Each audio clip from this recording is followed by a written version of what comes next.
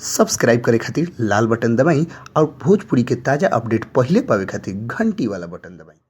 छपरा जिला भोजपुरी पर लोग के बहुत बहुत स्वागत बा। जी हाँ, पवन सिंह के फैंस लोग खातिर थोड़ा सा मायूसी भरल खबर रोआ लोग के बीच हम पेश करे जा रहा बानी। जी हाँ, रोआ लोग सुने तो 2 मिनट खातिर जरूर दंग रहब, तनी सा देर खातिर रोआ लोग दुखी महसूस जरूर करम। जी हाँ, कारण ई बाटे कि रोआ लोग जानत तनी कि भोजपुरी के सुपरस्टार पवन सिंह फिल्म गदर में अपन स्थान जमौले रहन, लेकिन कुछ कारणवश फिल्म गदर 2 में उन नैखन शामिल हो सकत। जी हाँ, रोआ लोग खातिर बहुत बुरा खबर बाटे कि भोजपुरी के सुपरस्टार पवन सिंह उनकर फैंस लोग खातिर कि जे गदर 2 के इंतजार करत रहल सब पवन सिंह के, लेकिन ओमे रुआ पवन सिंह ना दिखियन तो रुआ लोग सोचत हम कि आखिर इनकर जगह कौन हीरो ले लेलस। जी हाँ, हम लोग बता दी कि भोजपुरी के गायक से नायक उभरता है स्टार प्रमोद प्रेमी यादव, जो कि रुआ लोग आए दिन उनका गाना सुन रहल बनी, उनकर जगह ले लेल बनी। जी हाँ, गदर 2 में पवन सिंह के हटा के ओमे प्रमोद प्रेमी यादव के एंट्री देहल गइल बा। रुआ लोग खातिर बहुत बड़ खबर बाटे कि रुआ लोग जान जाई